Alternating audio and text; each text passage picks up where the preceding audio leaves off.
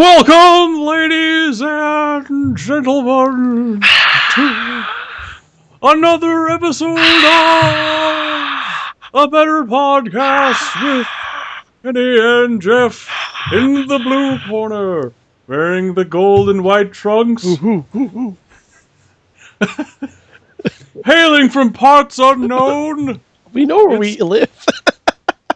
You're ruining it. Okay, sorry. Hailing from and made of parts unknown, it's Kenny! Oh. And... rude. And in the blue corner, I'm also... And the red corner! Also hailing from parts unknown. Woo! In the black and red trunks, So sexy! it's Jeff! He's so hot! It's like a 5 out of 10. Well, yes, welcome, every peoples, to another episode of A Better Podcast with Kenny and Jeff. I like that one better than your usual, Well, I thought I did those originally because for whatever reason, I couldn't come up with a good intro. Yeah. And I think I was overthinking it, and I think now what I'm going to do in the intro phase is not necessarily that all the time, but just a mix it up a little hey, bit. welcome to the show thing. I think I was trying to do too much with it, which is Yeah, which yeah. was I think so too, which is probably what I was... But I figured it out, so Good. yeah. So there we go. Good. I'm glad you figured it out. Yeah, good, yeah. Good stuff. No thanks to you. No, thanks to you. Dick. Whoa! What? Rude. Me? Rude. Yeah. Sounds like me. So how's it going, guy? How you doing? I'm good. My it's been officially 1 week and a day since my root canal. How is the old mouth doing? You get back to your old job yet? Yeah, my jaw is totally back in action. You know, Nice. fine. My old second job. I had to pause for a second there. I was like, yes. No, my antibiotics are gone. Went through all those, and a couple days ago I stopped taking the ibuprofen because just to test it out, and the pain was no more. Nice. Did you have any more episodes of waking up in the middle of the night in agony? No, that was just that one time. Nice. So what's the plan now, guy? I have a new appointment on the 28th of November Ooh. to do a crown buildup, which is basically, from what I understand, everything leading up to a crown that sort of like a crown is preferable because it sort of like fills in and rebuilds the tooth. But for now, I'm just going to do the crown buildup because the crown buildup will cost me $30. The crown will cost me $400. So a tad difference in the two. And I can keep the crown buildup for any more than a year, they said, and I really start risking the tooth breaking and all the work of the root canal kind of going to waste and stuff like that. But you should be able to save $400 in a year. I'm thinking I'm going to do is I'm just going to take ye old tax return and put it all on my credit card. Pay off my credit card with it, minus the amount of money cash-wise to pay for the root canal. And that'll be the fun adult thing I do with my tax return. Adulting. Yeah. What a load of shit. Yay. Well, it's good. It's good to hear you're getting that taken care of, though. Yeah. Yeah. Got to do it eventually, guy. Yeah. Hey, there's people who like teeth. They're going to be real mad when you don't have them anymore. Oh, I was giving my dad so much shit last night. Go on. We went. So my new mom's birthday was yesterday. So happy birthday to her. Yeah, so we had a party. She threw herself a party. That party At Rocks on Main in Martinez. I'm not familiar with that. Is that new? No, but it's nice. It's a cool place. Where in Martinez? Is it? Main Street downtown. It has to be new because I've not heard of that place. I think it's been around for a long time, or at least a while now. But it wasn't on my radar until a couple years ago, when Dad and new mom started like going there a bunch, and they always raved about it because there's live music and like I think I told you earlier, there's like a revolving roster in the area of like Yes. bands that play like blues and bluegrass and Grateful Dead covers and Tom Petty and all that stuff. Nice. Nice. So and they're good too. They sound really good. One of those bands, Garage Line Radio, played at their wedding. Nice. So they're really good. Like it was like it's like you're sitting there going like, wow, okay, like wow, it's almost like I'm listening to a real band. yeah, they're really tight, and they've been playing for a long time. You can tell, and they've been playing. Nice. They can like switch it up, and because last night like the drummer for Garage Line Radio was playing with them, the band that played at the birthday party. They were the Kill Billies, and there was only like one time where, like, for example, they played like an awesome cover of "I Put a Spell on You." Nice. And that really kind of got the crowd going, and that was really good. I would imagine so. But but you know, the drummer kind of started off with like a dot dot, and then the two guys from the Kill Billies like turn around and goes, no, man, you got to come in hard, like bah bah, and he just goes boom boom, ah, put a spell. That was like the only hiccup they had with like the different drummer. So you know, because like it's, oh man, you're fucking up, man. Well, it's just cool to see musicians that have been playing music for so long and playing this kind of music for so long, that they can like kind of mix and match. So they always talk about how like, whoa, we've never played that song before. Like, I was like, really? I couldn't tell. And they're like complaining about how like, yeah, because it was so tight sounding. Ha ha ha. I'm like, but I'm thinking to myself, no, I really couldn't tell. You guys sounded pretty good. Like, because like, you know, all those songs are like on basic blues riffs and stuff like that. Oh yeah. So plus, if you know, any good musician will know that when they fuck up in the song, just to keep going, and most people won't notice. yeah, exactly. So yeah, they'll notice all their mistakes. But you'll probably just have no idea. So anyway, we were on a long table, and it's a small little bar. So we were dominating the bar basically. But it was a long table, and we showed up a little late, so I was at the very other end of it, opposite of my dad. Mm-hmm.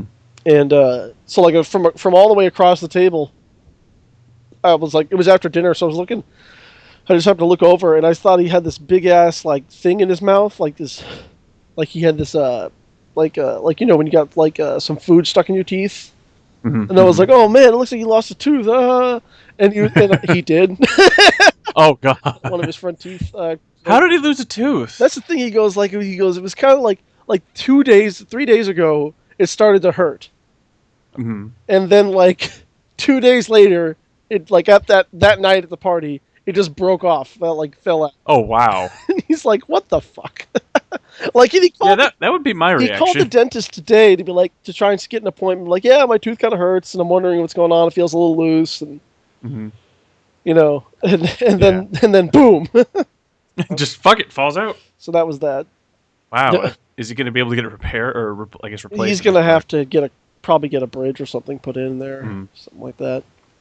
Well, we can get something. But he was feeling really self-conscious, so I stopped making fun of him about it for a while.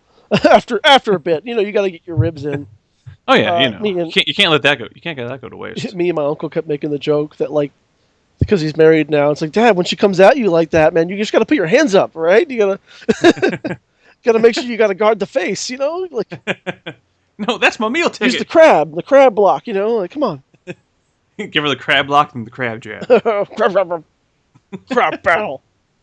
I forget what boxing video game it was. I think it was like on PS2 or something like that. But you can make a boxer that used the crab form. I would totally do that. I would either make that or I would make one using the old timey boxing stance. Yes. The fisticuffs. What was it that was an SNL skit, I think, with Conan O'Brien as the greatest Irish boxer ever. But he also fought the first black boxer. That's right. He met his match with the first black boxer. Who just like the bell rang and he just started like punching quickly and. well, they did that like all the fights went like dozens of rounds because all they did was that old timey boxing stance and they just moved the circle till someone fell over. Yeah. And he did that with the first black boxer, and the guy just looks at him and says, "What?" And then just punched him in the face. Boom, boom. Oh, if I can find a clip of that, I will put that in the description because that is hilarious. Yeah. I love old timey boxing. Old time boxing. Does it sound like I'm on old time radio? Maybe. Did you hear my sneeze? I did not. Good. Phew. Good. Yeah, I don't need that shit in the show. I know it ruins everything if I ask if you heard the sneeze. But like it was one of those things where I was like, oh my god, I'm gonna sneeze. Quick, mute the mic. But I know if I mute the mic, it doesn't really mute it all the way. It's just a switch on the mic that like turns it down a bunch, but apparently doesn't really mute it. Well, I did not hear any of that. So then I had to like lift the mic away, like no. Well, you were successful. So good job. Hopefully you won't keep that shit up though. I'm sorry. It was very intense. It's fine. It's fine. I really don't care. It's fine. Okay. Good. Okay. Whoa. Yep, I said it. Whoa. I said it. Yeah, that's ouch. That's rude. Ouch though. It's rude, Jeff. It's rude. What's been happening with you, son? Not a whole lot on my end. Just working like you do. I did, as we talked about in the last episode, I did watch that anime, the Night anime. Yes, the jousting anime. And let me tell you, wow, like that was not aimed at my demographic. Yeah. And in hindsight, especially having taken German in the past, I should have realized what I was getting into when reading the title of the anime, because the title is it was a Valkyrie Romanze, which translates in German to Valkyrie Romance. I figured, yes. Thank you. So, thank you. You're such an expert. I really should have got. Well, I figured it. The word. I figured there was the word romance. Just giving you shit. I know. I'm used to it. Yeah, I know. Douchebag. Yeah, it was. Okay. This is how the first episode starts. It does some small intro sequence where you have like the main character. I guess I don't. He's there's like 8 main characters in the show. The main male character. It is a harem anime, as they say. It didn't go quite the route I had thought. Yeah. The show opens. It's him like talking about the school that they're in, and you see this horse like that. I guess it's broken free from somewhere. And it's running down a path. And everyone's like, "Oh man, this wild horse!" Oh god. And then it goes to the title sequence, which is like 45 seconds long. And then immediately after the title sequence, it goes to this scene where this horse is pulling the skirt off one of the girls at the school. There's no segue, like, because when the scene ends and it goes to the credits or the opening credits, the horse is just running down a path. Like it's not stopping; it just goes. And then all of a sudden, in the opening credits end, and bam, pulling the skirt off a girl. And in the first episode, 2 girls lose their skirt. But like pull it off, and like it grabs it, or like does? Yeah, it grabs with its teeth and like pulls it off. Okay. And I thought like, oh, maybe he's trying to like eat it because the old cartoon trope of animals eating weird shit. No, he just pulls it off, like whatever. And there's just so much gratuitous ass in the intro sequence when they're showing these characters. And there's like this one of the girls who loses one of her skirts from the horse is wearing like this super lacy underwear, and then so she challenges one of the other characters to a duel because she thinks that she was setting the horse on her to attack her. And then she comes out in her armor later in one of the other episodes, and it's like skimpier than the outfit she was already wearing, and like doesn't have like a bottom, so she's just showing underwear anyway, and it's weird. And the whole jousting aspect of it could literally have been any sport because it had so little to do with the actual show. Like it could have been baseball, it could have been fencing, could have been synchronized swimming, because there's this big tournament they keep talking about that they're going into. And the tournament is like literally the last 2 episodes, and each fight they show in the tournament is like 10 seconds of fight. And they're like, "Oh, you won the round, you go on the next." Like, no, I want to see what's happening with the fucking tournament. Like, oh, it's just so bad. And like there's these mini subplots, they like never go anywhere. Like, okay, so you remember the poster that we looked at with the 4 girls? Yeah. So we were kind of right, but mostly wrong on who these people are. Okay. So I'm gonna go through a quick rapid fire here.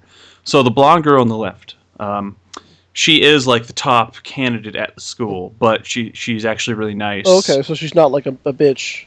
Okay. No, she's actually like this really nice person, and like everyone looks up to her because she's so good. Of course.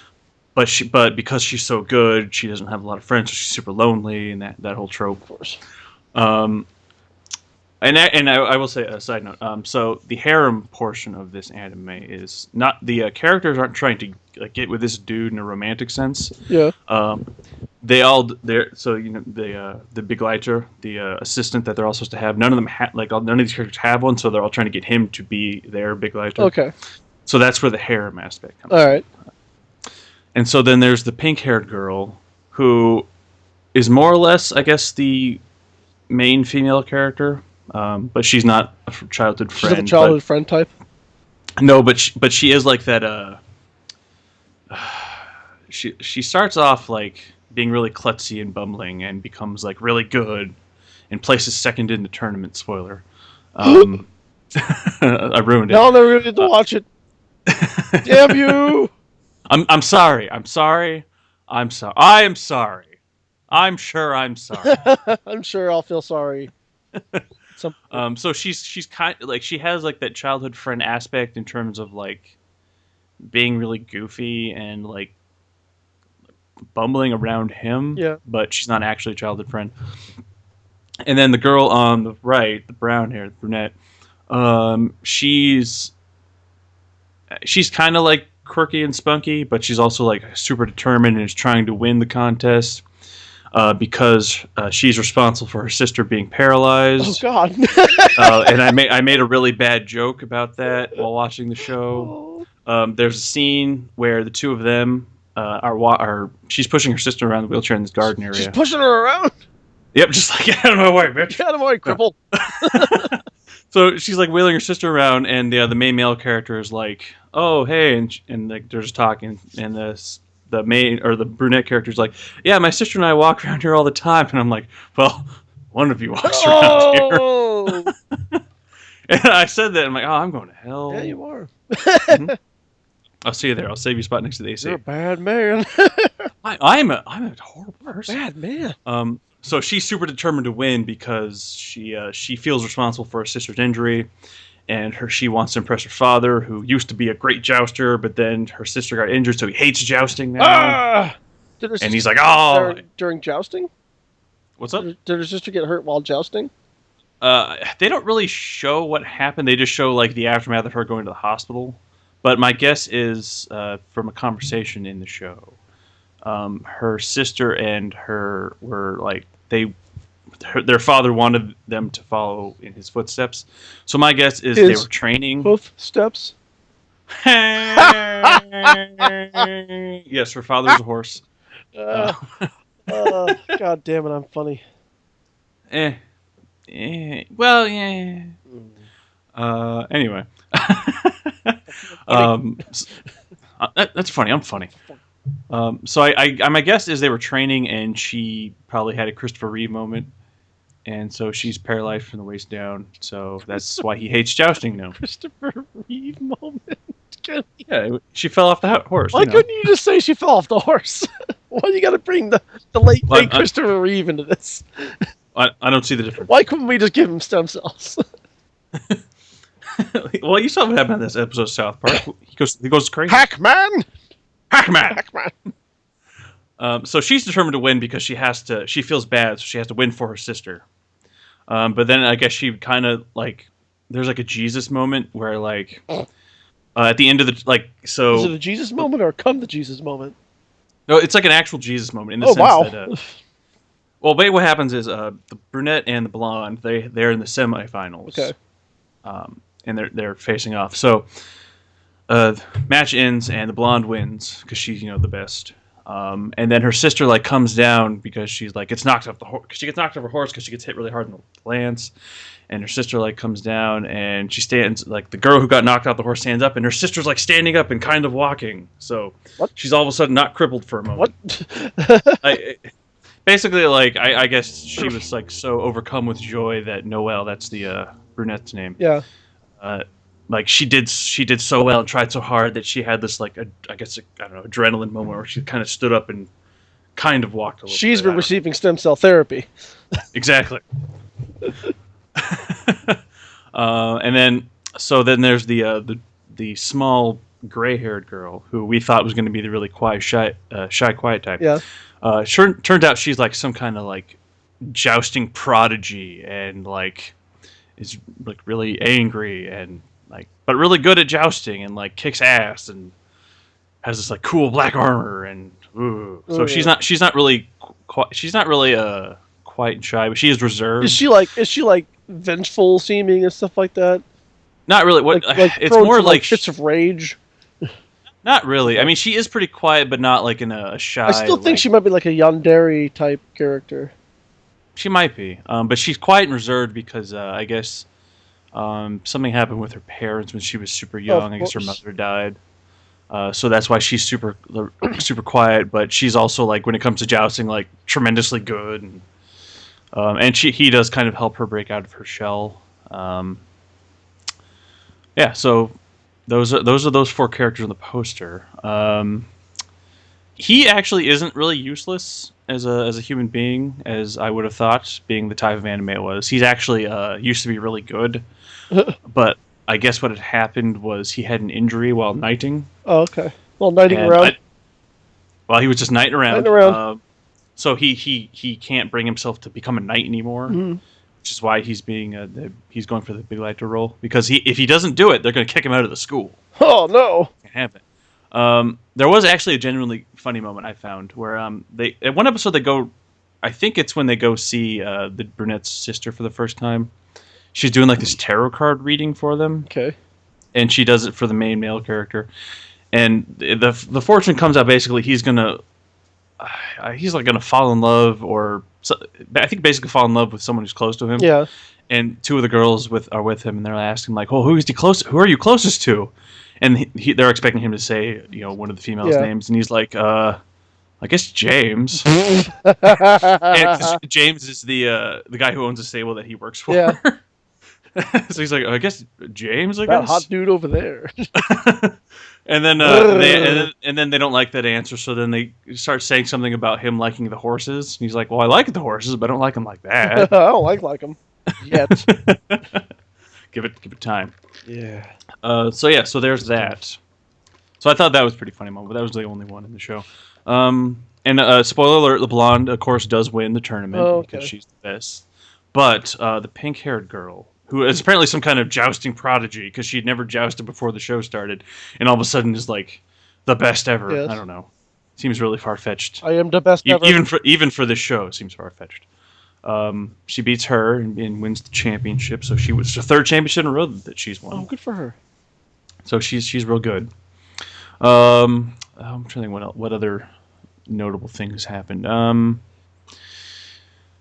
I don't know. It's just a lot of like it's not a lot for of you say. No, there's a couple of moments, like when I texted you about this the other night. I did actually manage to finish the series, but when I texted you originally, I wasn't going to, because it's like the second or third episode after this girl gets challenged to a duel, the pink-haired girl. They have these like really bad innuendo scenes, like really bad. And so there's this one where they're like, it's her and the main male character are talking because he's going to train her to joust. And it's all it is just silhouettes. You can't actually see what's happening. And all you hear is like her talking like, "Oh, it's so big, I can't grip it. Wow, how do you handle this?" And then it pans out and she's holding a lance. And it's like, really? Yeah, really? Yeah. Well, yeah, of course. And then there's one where they're trying to put armor on her because she's about to have the joust. Yeah. And she's like, "Oh," it's like, "Oh, it doesn't fit. It's not big enough." And then it's like James, the other guy, is like hopping in to help out. She's like, "No, this is my first time. I can't have both of you at once." Oh. And then it pans out, and they're putting armor on her. And then there's one scene. There's actually a whole episode pretty much dedicated to this.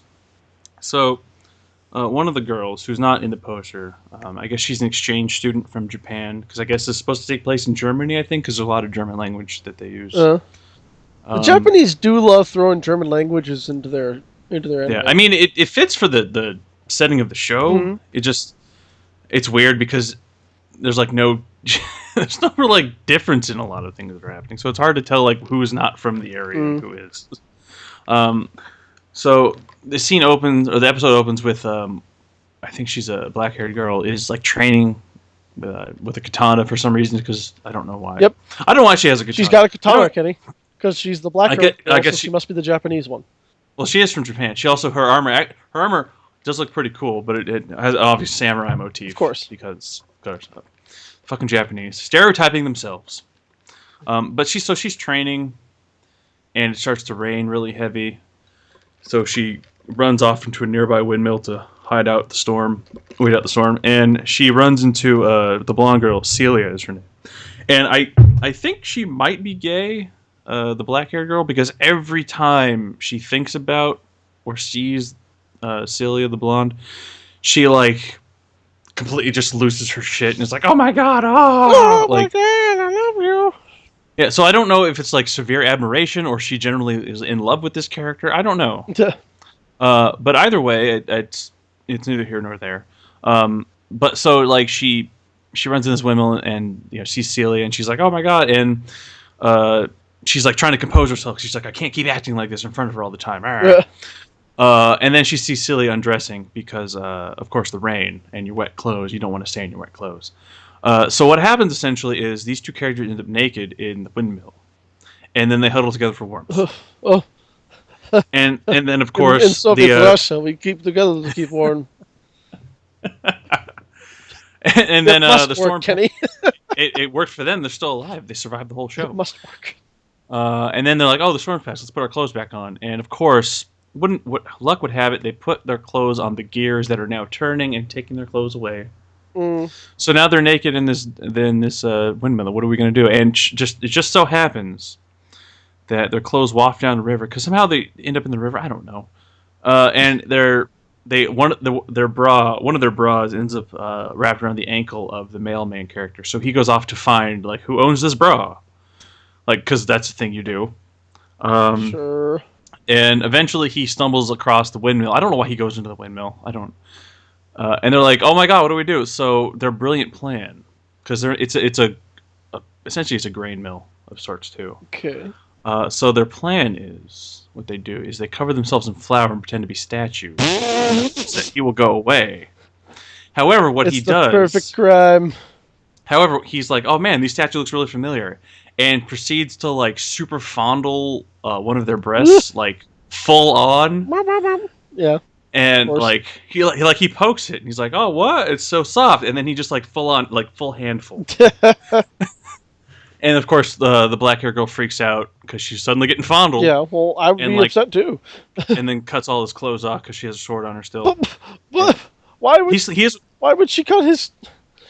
Well, see, her eyes were closed, so she didn't know it was him. So that's why she like freaks out and like slashes. Okay. Because I guess she was trying to kill him. I don't know. Yeah, that makes sense. So he's suddenly clothesless, although he's still wearing underwear. So he's got a t-shirt and underwear on, so he's not completely naked like there. He's also trying to hide a massive erection. I think he might be asexual because he's very broody and moody. Maybe not asexual, but he's very. I don't think he's interested in that at the moment. I think he's too caught up in being moody. Because that was one big thing. He's like, all these people are asking him to be their assistant. He's like, I can't choose. I'm not good enough yet. So eventually they bust out eventually of the windmill because they find some armor because according to him these were used as lookout posts back in the day. Of course. And sure enough, there's a hidden set of armor. And then one of the horses shows up for some reason. Yeah, I'm trying to think what other interesting things. No, I think it's a lot of gratuitous ass. But you did watch it all the way through, is what you're saying. Kind of. I was playing Dark Souls at the time it was going. So I was only kind of half paying attention to it, and it was all. Read it too. Well, yeah. Well, it was all. Well, I would periodically try to see what they're saying because it was in Japanese too, so I didn't really understand. Because that's what I mean. Saying. You'd have to stop and read it. Yeah.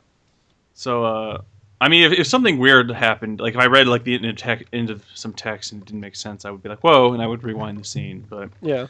Basically, the storyline. I will try to boil this down. Is part of the storyline is this guy is trying to he has to pick someone to be their assistant because that's the harem aspect of this anime, and it's also these 4, 5, 6 different girls, women. I don't know how old they are. There's no. Yeah. I want to say that they're younger, but all of them are very developed bodies. Yeah, yeah. Like full on like double DE. Is this your first anime? No, no. I mean, because they're not all Cowboy Bebop. You know, they're not all like really good. I have seen many an anime. A lot of them are like this. This is just a lot of them are exactly as you're describing. Well, it's only these like 6 characters, obviously. Yeah. Because they're all of like an ambiguous age. Like you think this is high school, but they're not actually going to name how old they are. Or like in the case of Keijo, they're all conveniently 18. That's my theory, is that they're all conveniently 18. Yeah. There's also a lot of boob fondling and a lot of at one point they're for whatever reason they're all in a bath together, like one of those outdoor baths areas you see in different animes, TV shows. You know what I'm talking about? Yeah, like the onsens, the yes, hot springs and stuff like that. Yes, yeah, they're one of the hot spring type areas. Always gonna have that. Oh yeah, of course. And that happens multiple times in the show. And at one point, they're like all the girls are like scrubbing down their backs, like you do. Yeah. And one of them like makes a comment about one of the girls' boobs being like really nice and soft. They always do that. And there's also like these some of the early episodes. For whatever they're like in one scene they're in the shower and one of the girls is like, "Wow, your body's really nice." It's like, what is going on in this? So there's like 4 or 5 or 6 different plots going on at once in this anime. I mean, I'm not surprised. I'm not surprised it wasn't going to be great. I had a feeling it wasn't going to be good. Mm-hmm. It was. I'll put it this way. It's so hard to set the bar so low and be so disappointed. But in my overall score, I would give it a 2 out of 10 because they did have some nice action scenes when they were jousting.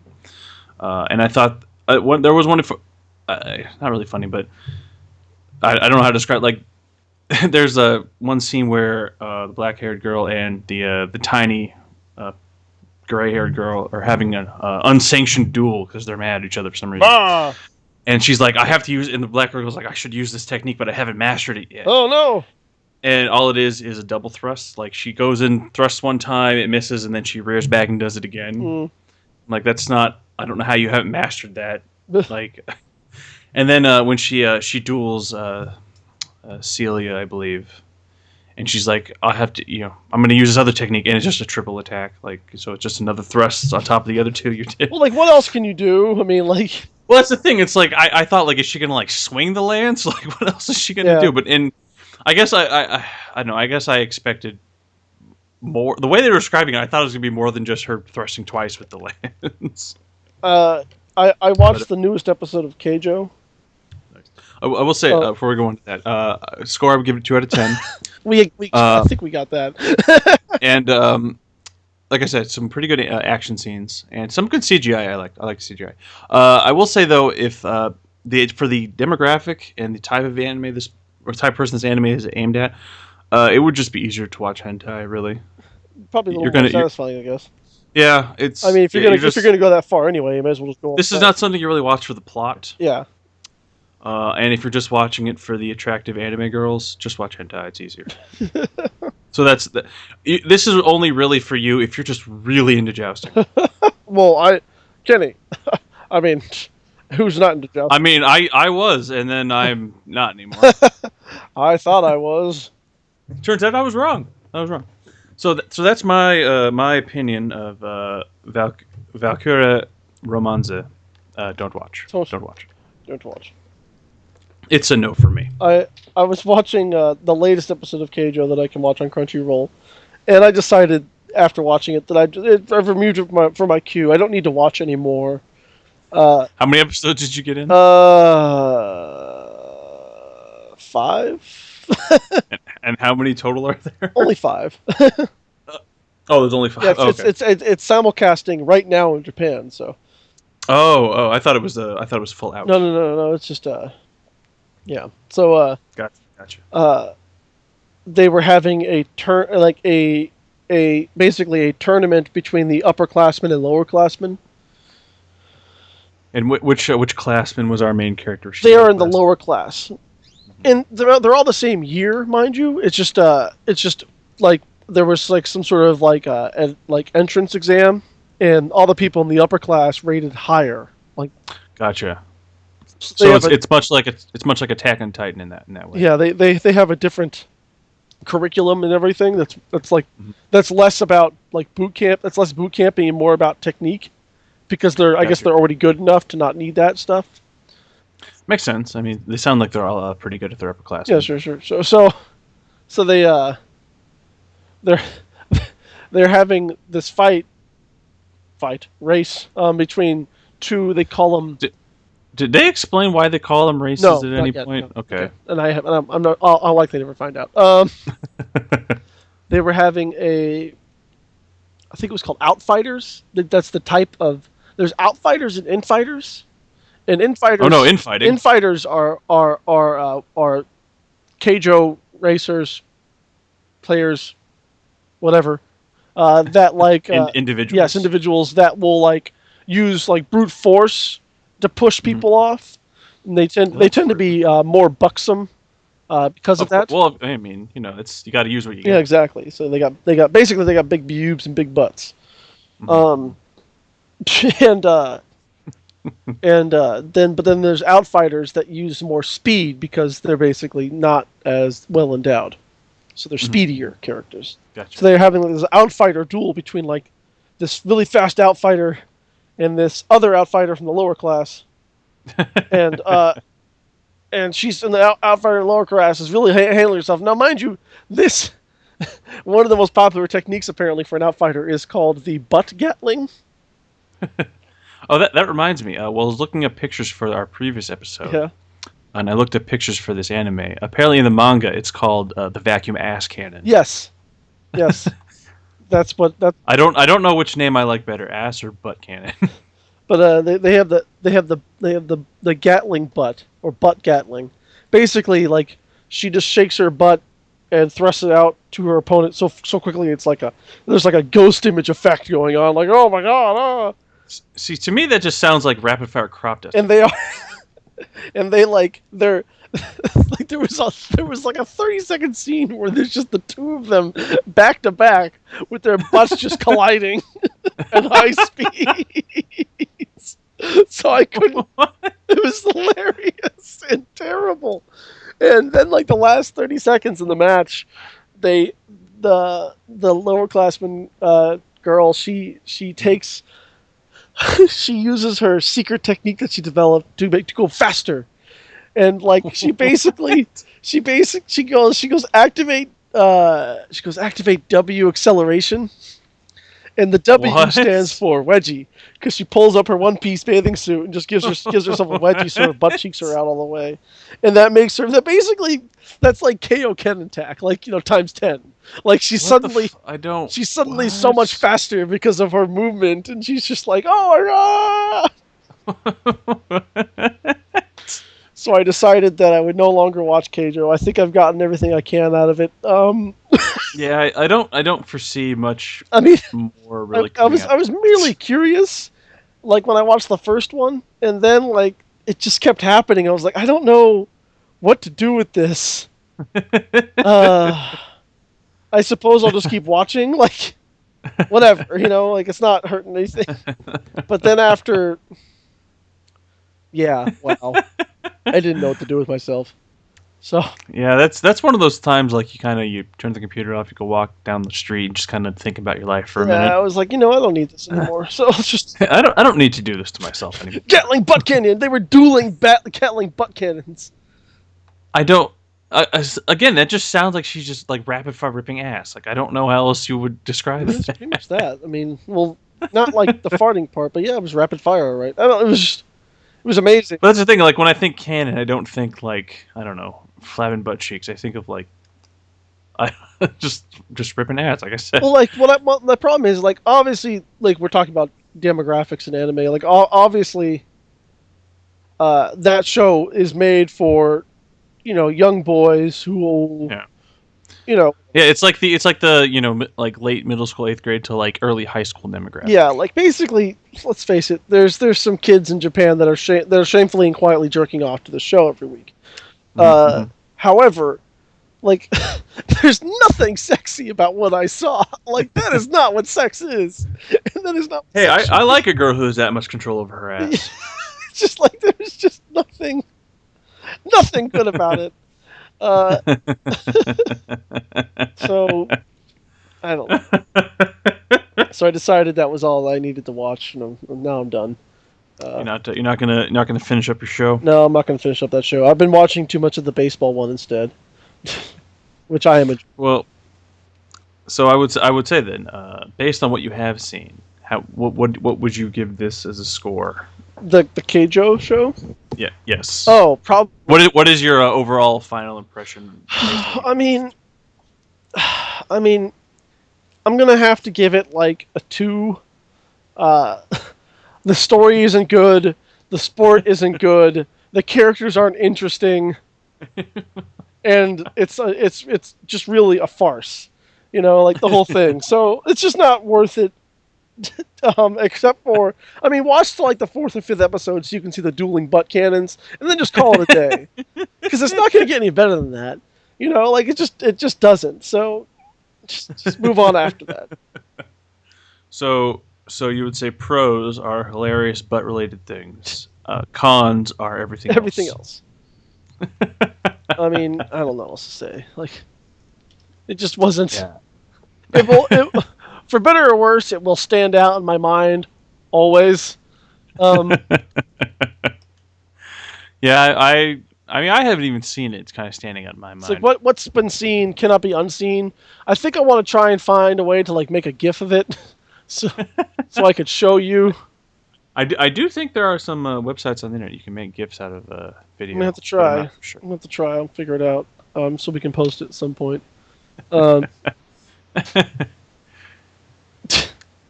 So I think we can say from these animes, 2 out of 10 for giving us podcast fodder. Yes, we did talk about a lot. We did. Yeah, so that's good. Yeah. So. Well, we recommend neither of these anime.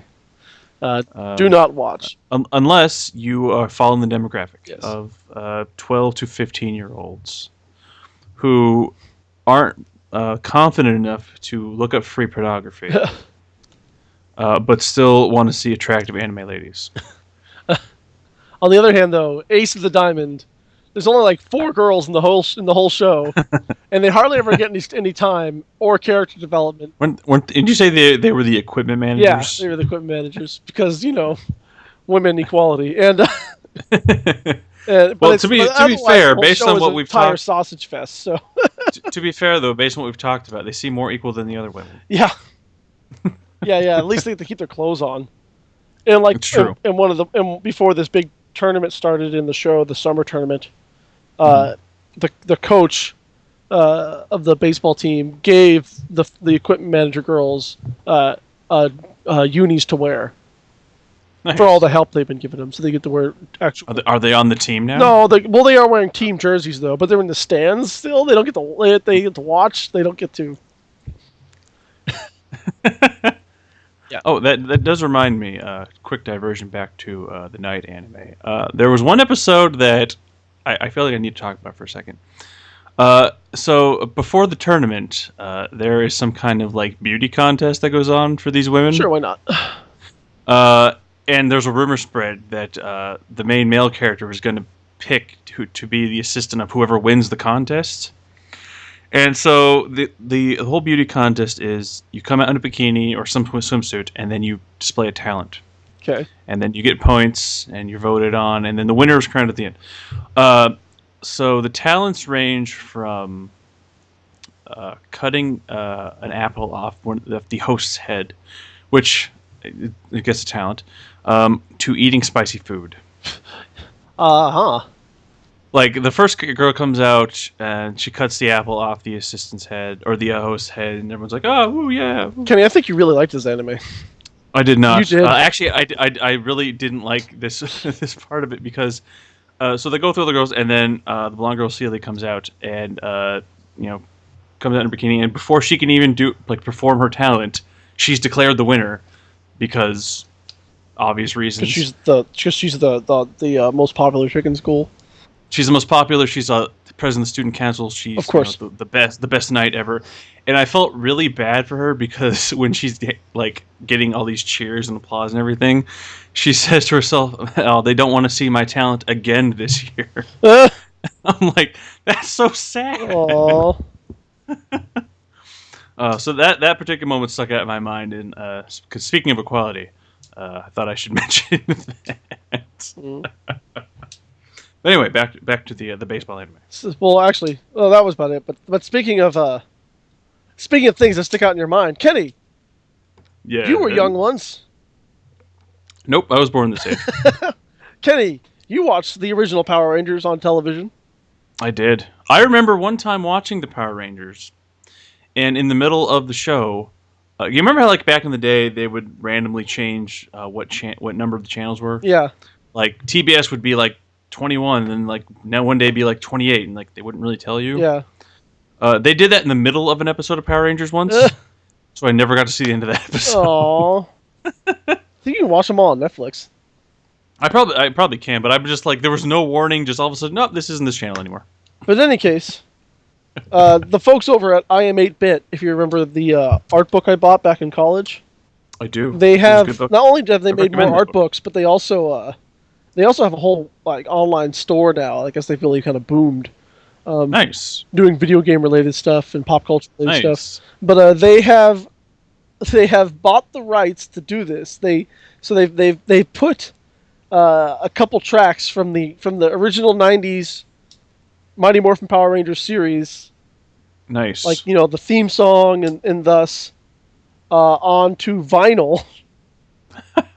So they pressed it, and you can buy this now from I Am 8-Bit for the low price of 25 American greenbacks. I might have to take a gander at this. 25 Dead Presidents. I sent you the link. I'll have to check this out. I don't know if you know this, but the person who did the theme song for the Power Rangers was Buckethead. It's Ron Wasserman? No, I don't know who that is. Yes, you'd be hard pressed to meet someone who doesn't know the 90s power ballad composed by Ron Wasserman is a time capsule of metal and mayhem. No, I don't know. Is it just the theme song on vinyl? It's the theme song, and see here, I Am 8-Bit so pumped to have assembled with Saban to release this lovingly remastered vinyl. Excuse me, I sneezed again. That time I didn't reach the microphone mute button. Sorry. You did not, and you fucked up the whole show. Fuck you. Featuring tracks from the first 2 seasons of the classic series. Now, I don't know if he composed the theme, but I do. From what I've heard, Buckethead played the opening theme song. We're calling the guitar. Oh yeah. The guitar riffs and all that. They're calling which, if true, would be cool. They're calling it Power Rangers: The OG Soundtrack. As they should. I like the cover art on there too, and the actual vinyl itself is colored. It looks like it's got all these like paint splotches on it. Yeah, right. It looks pretty ballin'. I like it. I dig it. I do like the cover art too. That's pretty awesome. I like the back art mostly because it's got the Megazord in the background. Nice. Like in the mists with Rita Repulsa's staff there in the foreground. I do love me some Megazord. He's one of my favorites. So there you go. I've seen pictures of the, I guess what will be the new Megazord. Yeah. I don't know how to feel about it. Yeah. I'm mostly curious because, like, as you remember in the original show, it was comprised of 5 Dinobots. Yes. Or Dinozords, whatever you want to call them.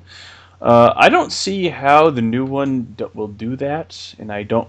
If they're going away from that, I don't know why they would be. Like that doesn't make sense to me. But yeah, I just don't. I don't get it. Like it's so vastly different from. Like it has wings, and I don't know what's going on with its feet. Well, the new Ranger uniforms, armor.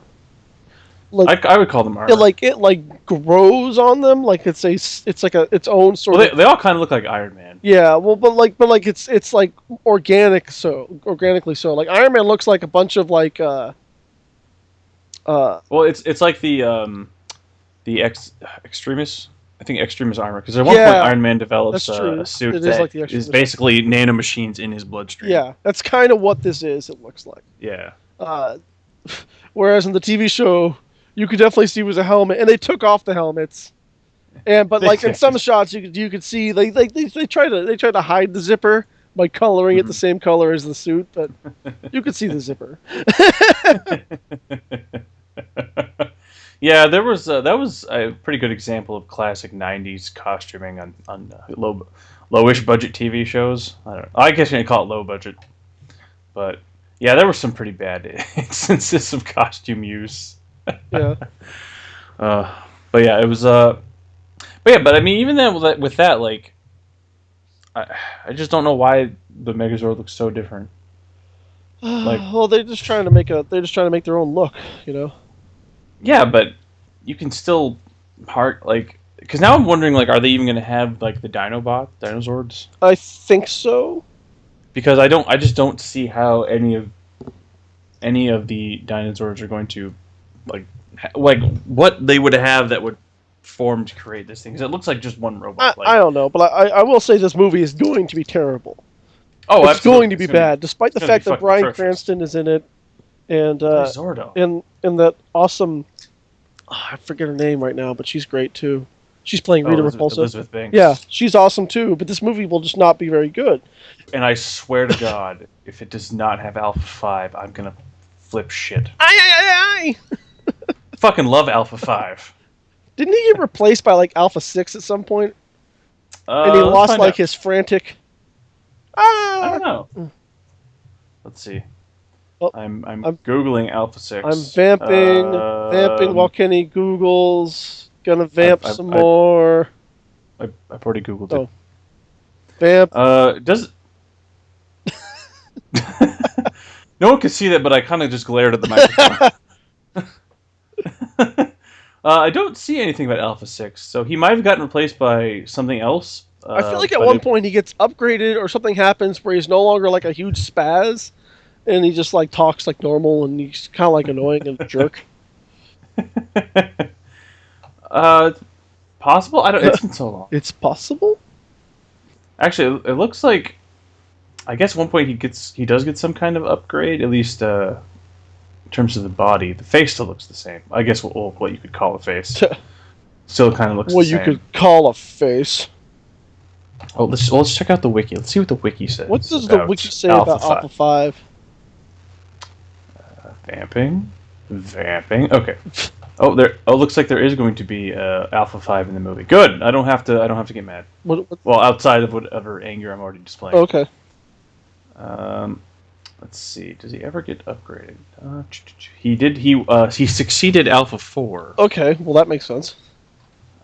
True. Just makes sense. It doesn't say anything about an Alpha 6 of any kind.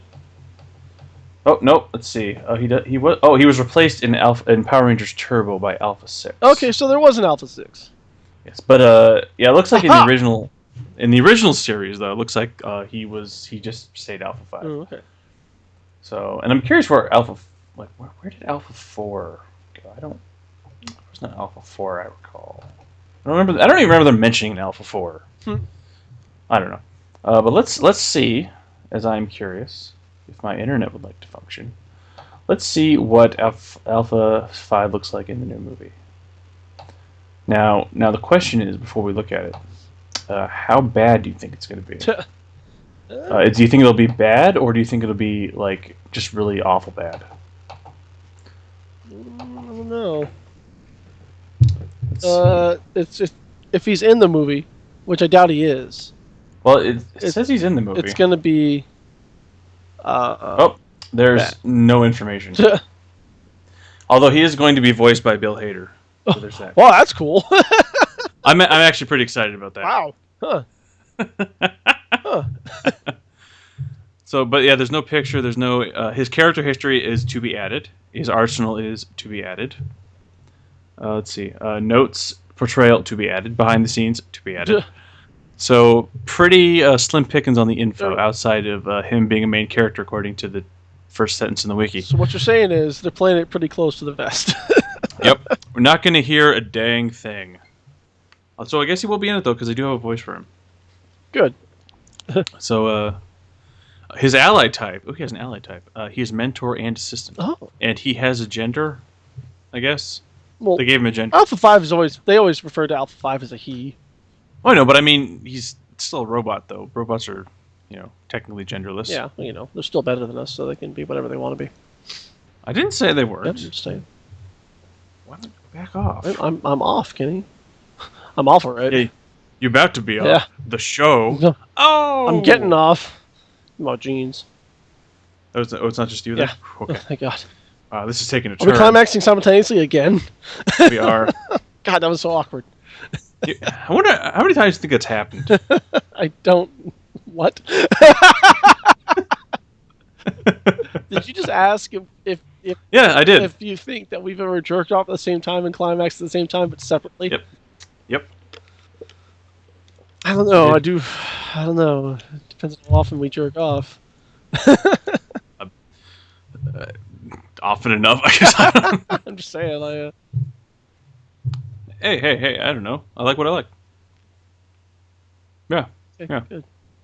In get away from the Segway news. I've noticed, making you uncomfortable. Yes, I'm noticing that I'm hearing some kind of feedback on my headphones. And the other day I noticed this that the wiring by the actual headset, the audio jack on the headphones is exposed now towards the end. On your headset? Yeah, it's coming apart. That's no good. Yeah, but so now just while we're talking about masturbating together but separately, which is still strange. Not much of a segue, Joe. I'm on Amazon and looking at headphones, and one of these headphones, it's highly rated. It's only got 5 customer reviews though, but it's highly rated. It's called the Sage A55 gaming headset, and it lights up. LED light vibration and volume control. It's got vibration on it. Why would you want any? You can change the LED light that it has. Why would you want your head to vibrate? Well, yeah. Why would you want your head to vibrate, and why would you need it to light up? I don't understand that. Extra vibration, create the best gaming environment. Wait, extra? Yeah, that's if there's some not. Wait, so this implies to me that there's a version of this headset or a different headset from the same company that has normal vibration, and they just here, let's throw more in it. Why would you want that? They have a misspelling in their thing. It's just they spell create without the second e. So it's create. It's crat, the best gaming environment, and bring you shocking feelings. Allow you to enjoy. Is it gonna wait? It's gonna shock you too? I guess, but the best part about it is, like I said, it was the A55. On the side of it, it says A55 Pro, but if you read lead speak, it says Ass Pro. Hey man, what can I say? I'm an ass pro. Ass Pro. Oh, good. That's wow. I don't think they thought that one through. So, are you going to buy the Ass Pro headset? I'm thinking about it. Well, the question is, are you going to buy it because it seems like a quality product, or purely because it says Ass Pro? Well, or some combination there. Well, let's be real, Kenny. Ass Pro, Ass got Pro. it. Oh God. I'm not gonna lie. If I needed a headset, I would probably do the same thing. Hey, I like what I like. I like what I like. But I am in the market for a new headset. And look, there's a lot of stuff out there that looks pretty good and not that expensive either, which is good now. I thought about for a while getting a wireless headset at some point. Wireless would be good, especially for the podcast. Because it'll still take me a bit before I can get the mic, especially if I'm not going to be spending my tax return on podcast implements instead. Well, in a mere 3 weeks tomorrow, or not tomorrow, Monday, Black Friday's coming to town. That's right. Or no, excuse me, not Black Friday, Cyber Monday. I hope I'll have money for then. That's my thinking every year. Yeah. when those 2 days roll around. I'm like, man, wouldn't it be great to have money in the bank to do something about this? Yeah, it'd be great. I mean, I'm just excited that I'll have the day off. Kenny, I have Veterans Day off. Is that the 11th? Yeah. Okay. I I don't actually know if I get that day. I have Thanksgiving off, which hasn't happened to me ever in my professional life. I've got. I mean, that's not fair. I've had that day off, but by accident. Like. Well, to say, as someone who's generally gotten that day off, pretty sweet. Yeah, and then. But I don't work Black Friday. I have that day off.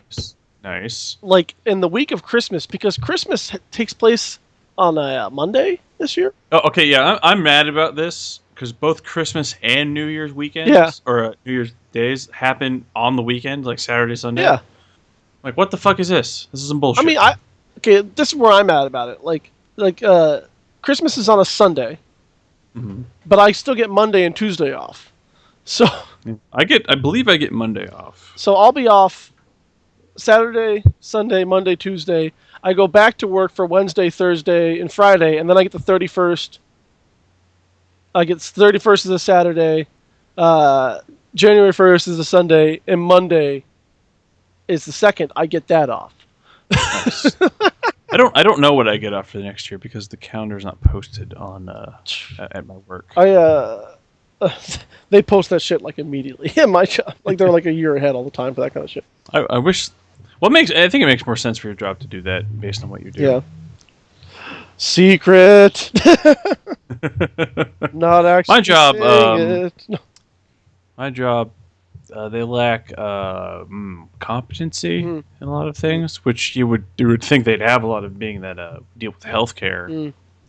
So you think that would be real important to have? No. Especially with the part of healthcare. No, I know enough about healthcare to know that is exactly not one of the prerequisites. Well, the thing is, like, we deal with healthcare in the sense of what's called a TPA, a third-party administrator. Yes. So what we do is companies will contract my company out, and they'll basically be like, you handle the administrative side of this. Mm-hmm. So we don't actually do anything with healthcare. If there's any issues, those companies will deal with their carrier. But we basically just handle enrollments and claims that come in, stuff like that. So, kind of in healthcare. But you would think even just doing the bare minimum in healthcare, you'd be competent. But no. Like, my job, let me just give you a taste of the environment I work in. So we have fourth quarter. We're in the fourth quarter now, which is our busiest time of year, because that's when like all the companies are like, here, we need to enroll again. Yep, and that's when everyone waits to the last second. Yes, it's god, it's so fucking infuriating. But about like a month and a half before fourth quarter started, I work in the enrollments department. So this is where we are enrolling all these people. We're keeping them in the system, taking out people who need to be removed. So we're one of the most important parts of the company. My company decided to release my manager like a month and a half before fourth quarter. So I'm like, you know what? Not the smartest of companies. Good time. So that's just a taste of the company that I work for. So yeah. So also, not to put my company name out there, but I will say, pretty sure I work with the genuine, actual racists. So yes.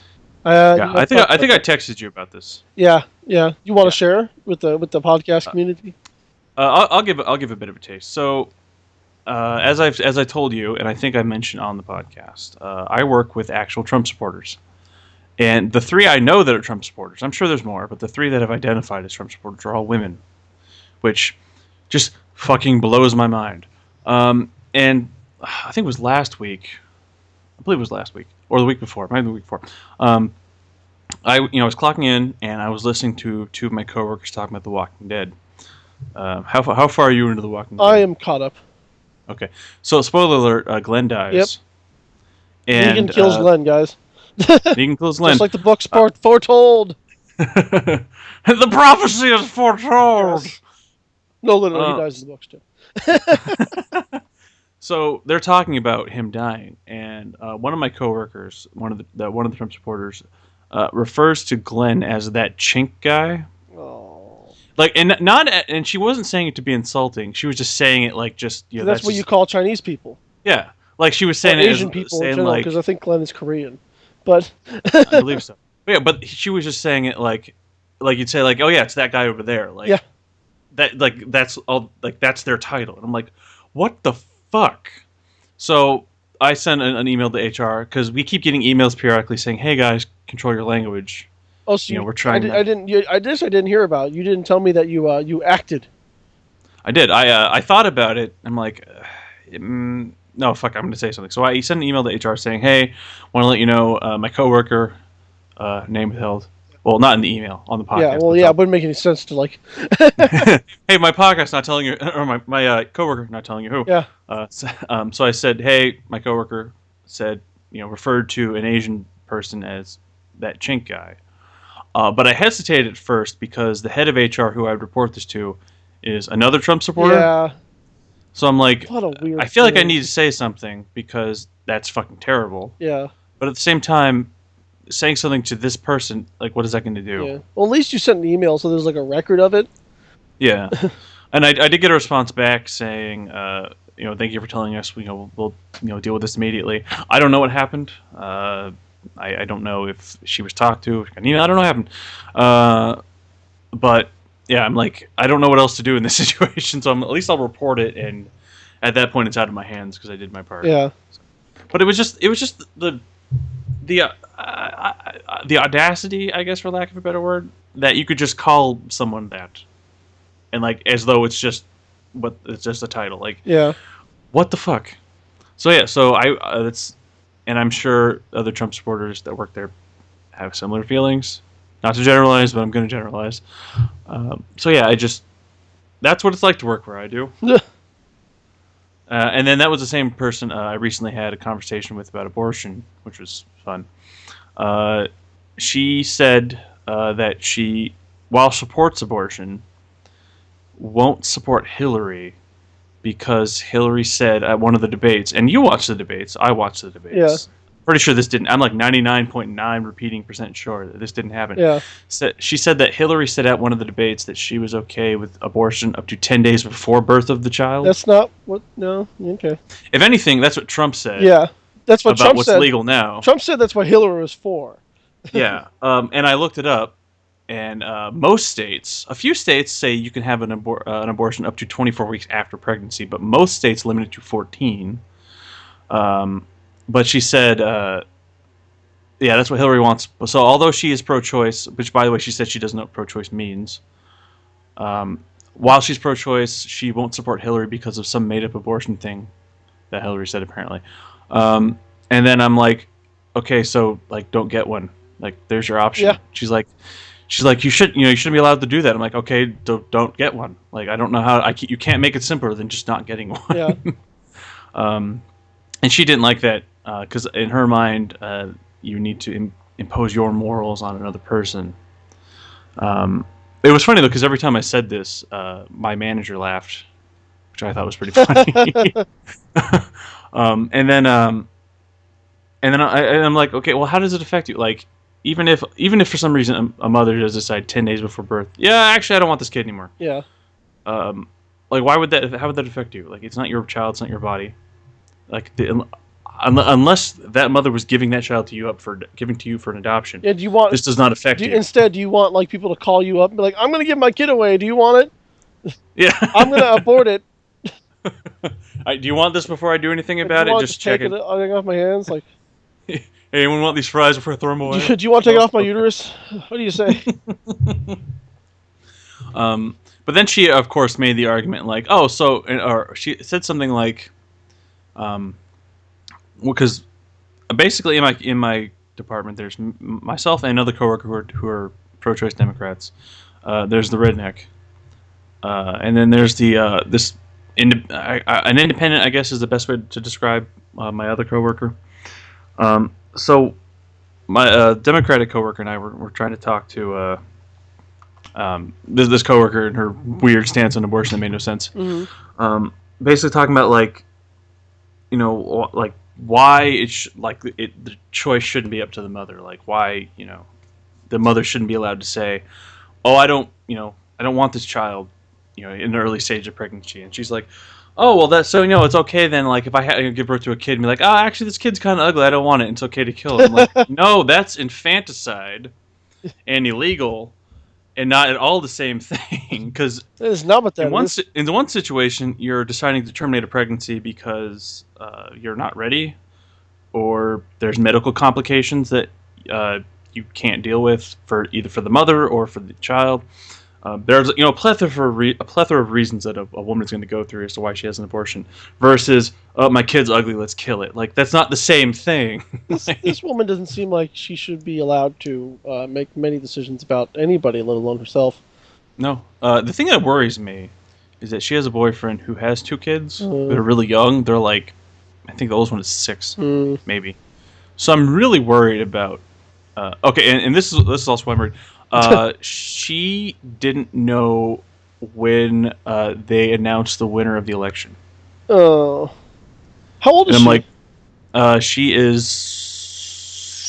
I want to say she is either 20 or 21. So she's stupid young, though. To be fair. Okay, but even like at the age of like 14, I knew when they picked the president. Like I knew what day they announced that. Yeah, but like some people are just don't really even pay remotely attention. Like this is a dangerous time because she's old enough to vote for the first time. Oh! The best part about all of this, she is not voting. Okay, so it doesn't matter. Because according to her, she probably wouldn't know what to do. Well, that's fine. Then she's smart enough to understand that. But that's the best part. It's like she goes on like these tangents about how make America great again, and she supports the wall to keep illegals out, and is 100% Trump and is I'm going to say anti-abortion because she can say she's pro-choice all she wants. The fact that she supports Trump, who outright said that women should be punished for getting an abortion, that she can do all that, and then is like, oh, I don't know how to vote. Like, oh my god, it's fine. Like, it's good. We should whatever. No, I'm glad she can't vote. Whatever system that we have in place that's keeping this woman from voting because she can't figure it out. We call that system the education system. Oh. Oh. But no, it's just the fact that you can have you can have someone who has all of these like really strong opinions about very difficult topics, and then to say, "Oh yeah, by the way, I don't vote." Like, then why do you have an opinion? Well, there's nothing worse than like an uninformed, uneducated opinion, because they're like the strongest opinions ever, apparently. Exactly, and like I do want to say I'm not someone who says like, oh, I hate the people who say like, oh, if you don't vote, you can't complain. It's like, no, because your decisions still affect me. Like, my thing is like, if you don't vote because you have issues with the system, or you don't think any of the candidates are someone who believes the same things you do, or you can't find you're supporting any of the candidates for whatever reason. Yeah. If you have some issue that you can verbalize and identify with either the system or the candidates or just some aspect of it, that's fine. Then don't vote. I don't have a problem with that. But when you have all these strong opinions and then say you don't vote because you're confused, like, then why do you have any opinions? How are you able to make all these opinions and then not figure out how the electoral system works? Yeah. It just blows my mind. I mean, I fill out my ballot and sent it in the mail today. Last night I filled it out, and like, there were a couple like local like assemblyman elections and stuff like that I just didn't weigh in on because I mean that's part of the problem too is the way this country works is we never seem to focus on the local stuff, which really affects you more than the national stuff. Like it is important to vote so you can vote on some important like actual measures. Yeah. Because your mayor, your city council people, your state council people, or state legislators, your governor, those are going to affect you far more than who the president is. But I just kind of skipped them though. It's like none of them got my vote because I didn't really know what the hell they were, what anybody stood for or anything like that. You know what I mean? Yeah. I mean, I think obviously we both lean Democrat. Pretty. No.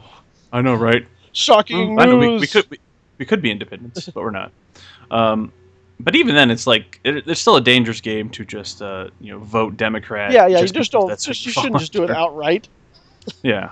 But because a lot of these bills were like, there were some propositions that I voted against because I'm like, that sounds kind of stupid actually. The question though is, Jeff. Yes. Did you vote pro legal weed? I did. I did vote for legal You weed. fucking drug. I still will say that You're the reason this country falls apart. Marijuana before. I've never done it. I always have a really stupid stance on weed. I am pro legal weed because why not, honestly. Yeah. But at the same time, like I've known some like really hardcore stoners over the years, and they're like the type they're like, man, like weed's so good, and like they always go to like why you should smoke it over drinking and stuff like that. And I'm like, you know what? I don't want legal weed because of you. I don't want you to be happy. Well, listen, everyone's gonna be like people are just gonna be the way they are. Like the hardcore stoner, you can't be a hardcore stoner unless you figured out how to not get caught. You know, like it's just the way it is. So. Yeah, and I mean, and I will say, obviously, it's a joke. I do, even with that guy, I still want legal weed. But it's like, and I know there's always gonna be that douchebag who like who tries to make you feel bad about why you aren't doing the thing he likes or why you won't support the thing he does, so on and so forth.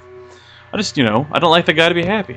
I mean, there's the only con that, like, in my voter's guide, for example, I was reading the voter's guide and I was like looking up stuff online about every proposition. Like voter's guide, like here's how you check the box. No, the voter's guide, like here's the propositions, what they're about, these are the pros and the cons and stuff like that, and like every side gets to write their own bit, about it.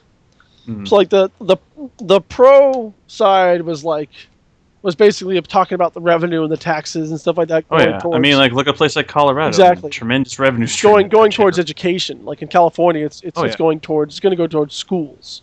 Good, and that's where it should. So you'll buy pot for your kids. I would buy pot for my kids. Teach them how to smoke it. Also, a great thing with Colorado when they decided to legalize weed is that they pretty much eliminated the drug cartels by about 75%. Yeah, crippled the best thing that we've ever done in the war on drugs, quote unquote, is to legalize drugs.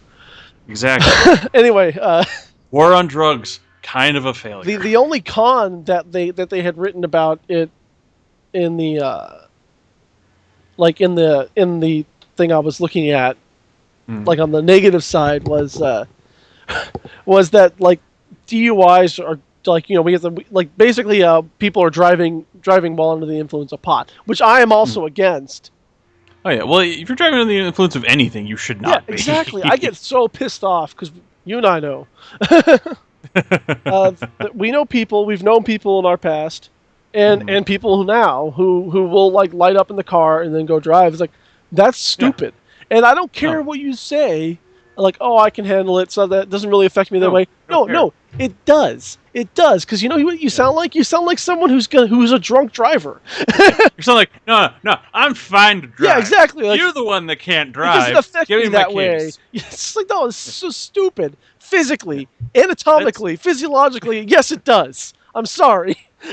and it's also one thing I hate to hear in terms of statistics and things is you always hear the statistic like like all these people have died through alcohol related things, but no one's ever died smoking weed, which I have a problem with because the way the statistics are laid out, it seems very skewed. Like they seem to be, and I don't know if it's just the way they're wording it or if it actually is the way that it sounds to me. But it always sounds like what they're doing is taking all the alcohol-related deaths, everything from pure alcohol poisoning to drunk driving to whatever, an accident happening while you're drunk, versus only smoking weed. Well, it's a fair point insofar as you can't OD on weed. Oh no, and I'm not trying to. Yeah, I mean I see what you're saying, but it really it just doesn't it doesn't matter because how they find that number is kind of stupid. Yeah, but I have less problem with it if they said purely alcohol only deaths versus weed only. Yeah, if you can go out and drink yourself to death. You can. And you can go out and get high and run your car into something. Oh, absolutely. That's why you shouldn't smoke and drive or drink and drive. Exactly. But that's what I'm saying. Like what they should do, and again, I don't know if it's just the way they're wording it and it's not coming through the way it should be to me, is they should say, alcohol poisoning deaths versus, weed poisoning, for lack of a better word, deaths. Because those are the only ones you should be weighing. Because if you're taking all the alcohol-related accidents, well, then take all the weed-related You should call it what it is and be like, say, overdose, like alcohol overdose deaths. Yeah, alcohol overdose versus marijuana overdose. Mm-hmm. And then you could say, there's zero. Because from what I've seen, with the amount of THC it would take, you'd have to smoke, I think, 800 joints to to die from marijuana You'd have to smoke like 800 joints, and very quickly. Yeah, but not just that. But what would actually kill you is you would die from carbon monoxide poisoning. Yeah. Or carbon dioxide poisoning before you actually died from marijuana overdose. Like you would have to smoke like 800 joints in like a 2-hour period or something like that. Yeah. Which if you can, more power to you. If you can somehow do that. Yeah, go nuts, I suppose. Whatever, it's fine. If that's your thing, then go nuts, man. But if that was their best argument, and it's true, DUIs are on the rise in Colorado because of marijuana. That's a stat you can look up. But I'm wondering though, if they're on the rise because of the legal weed, or if they're on the rise because now the weed is legal. These things aren't necessarily being reported as crimes anymore, like just having the marijuana. Like, well, I thought that the reason why they don't call it it's called driving under the influence now. Yeah, because driving while intoxicated only limits you to alcohol. Exactly, under the influence means anything, which is what that's why we use that now. So you can get a DUI for being high while driving now, because they can bust you for having weed. They can't bust you for being high. Unless you're driving. Yeah, it's something I know. It's actually going back to my cousin, how he got around all his drug convictions because he had 2 strikes, and California had 3 strikes law. Because what he would do is because if you're found, and I don't know if it's just with hard drugs or all drugs, but if you're found with it in your system, it's a misdemeanor, which isn't a strike. But if you're found with it on you, it's a felony, which is. So what he would do is he would buy it, do all of it, and then go driving. Because then if he's caught. Well, he wouldn't necessarily just go driving. He would leave. Yeah. So that way, if he's caught, it's only in his system, and that's not a felony. Whatever. So yes, I voted in short, I voted to legalize marijuana. I did it for the kids, and I would like to get those kids high. And I would like to someday walk into a shop and be like, "Give me some of those brownies, please." And then walk out. I would love to like wake up on a Saturday and be like, I got nothing going on today. I ain't doing nothing. I'm gonna go grab I'll grab like a pack of cookies and just hang out all day. Like, that'd be cool. Can you imagine this podcast if we did that? Oh my god, that's the thing. Like we could. Oh man, we could do a stone podcast, or like because presumably I'm pretty sure the law is going to pass. Presumably, I could get high on this podcast. It didn't last time. Yeah, that's true. Which is why I'm kind of worried. Although I think the last time compared to now, the approval rating is much higher now. Oh yeah, I think we had to let other states do it first, which is just stupid because like California, really. Okay, that's the thing. I love California. This state has been built on the backs of marijuana smokers. Have you been to the Haight-Ashbury? I will say I love California to death, as I've told you. And spoiler alert for you, Stephanie, I am going to try and move back at some point someday. Hopefully within the next couple of years, but that's still up in the air. California, one of the most, if not the most liberal state in the country. Yeah. If you look at places like San Francisco and Berkeley and Oakland, pretty much anywhere in the Bay Area, very liberal. For some reason, banned gay marriage and didn't pass legal weed. 2 things that feel like no-brainers if you go to that state now. It's really kind of strange, right? Like, yeah. Although I will say the reason gay marriage didn't pass is because there was this dude, I can't remember his name, but if you've seen the documentary, I think it's Jesus Camp. I believe that's the documentary. Yeah, I've watched that, but. Yeah, he's in that, and they talk about Prop 33 in that. I believe it's in that one. Yeah. I'll find the actual documentary and put it in the description because it's worth watching. But he basically, when Prop 8, which was the pro-gay marriage ban, when that was becoming big news, he flew out to California, had this massive rally with 33,000 people. Yeah. To support the ban on gay marriage. So that's part of the reason it passed is because of this dude. Yeah. I'll put his name in the description too. I can't remember it off the top of my head. Yeah, fuck him. But that's one of the reasons it passed, because of that guy and the tremendous power he was able to wield. Spoilers, he lost anyway, so. He did eventually lose. But it's just just think about a state that liberal doing 2 things that make no sense for a state that liberal. Yeah, it's very weird dichotomy that we got on here. But also, California isn't as liberal as its reputation would have us believe. Well, it depends where you're. If you go far north toward Oregon. That whole section of the state has been trying to become its own state for a while. Or just anything inland too. The further to the coastal cities, where I'm at, those are very, very liberal. But all the guys in the Green Valley and all that, They're not. Like, yeah, I know, and Silicon Valley is pretty liberal too. Yeah. But there are some pretty like Peter Thiel, who helped support Hulk Hogan in his legal fight, which totally happy with because fuck Gawker. Well, I think he was awarded $35 million the other day from Gawker. No, he was actually, the settlement came out to 141 million. Oh, it was even better. Wow. Yeah, well, he was originally suing for 100 million, and then the jury said, no, you get 141 million. And enough to bankrupt Gawker, and Gawker doesn't exist anymore. Thank God. Or at least it's in the process of no longer existing. No, we just think rid of the other ones.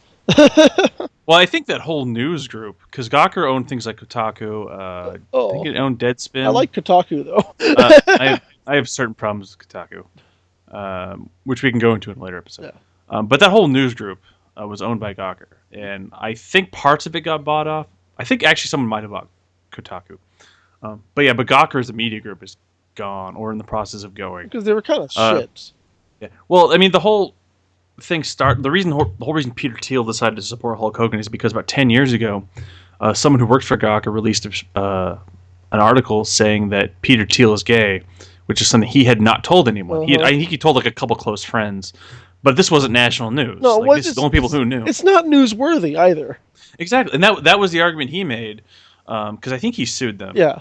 But because they are arguing First Amendment rights. He's like, yeah, but the problem is First Amendment rights generally fall into the public interest. People knowing Peter Thiel is gay is not public interest. Yeah. No one, that doesn't affect anyone. Who gives a fuck? Yeah, so that's why that's part of the reason. But I don't care if you're gay. Yeah, no, I don't care if you suck every dick on the planet. You do you, boo. You do you, boo. But that's hey, I'm hip. I'm with it. Good. I know what the kids like. Yes. But that's the reason he sued them, is because they violated his privacy rights. Yeah. For no reason other than they wanted, clicks on their website. And then that was also part of the reason or the big reason that Hulk Hogan sued them, is because, and this is the big reason I have a problem with this whole thing. So they put out Hulk Hogan's sex tape, which, by the way, Hulk Hogan's a sex tape. I wouldn't recommend it, because that sounds terrible. Yeah. I think also he didn't know he was being recorded too, which brings up a whole other privacy issue. Mm-hmm. But they put that on their website, and they were ordered to take it down by a judge, and they said, "Fuck that, we're going to keep it up anyway." However, when the fappening happened, which for those of you who don't know, Stephanie, she knows the was a massive leak of tons and tons of female nude celebrity photos, mm-hmm. Private, personal, things that people shouldn't be seeing unless they were personally sent those by those celebrities. Yeah. And Gawker was all like, "Oh, this is so bad. This is wrong. If you looked at these, you're a douchebag." And I'm like, "Whoa." Everyone's like, "Whoa, double standard, guy." Yeah, really. Come on. The fuck. So that was I think a big nail in the coffin in Gawker's legal defense. Sure. But that was one of the reasons that Peter Thiel, I think, also backed him, is because of the huge double standard in how they're treating this male celebrity versus the female celebrities. Mm.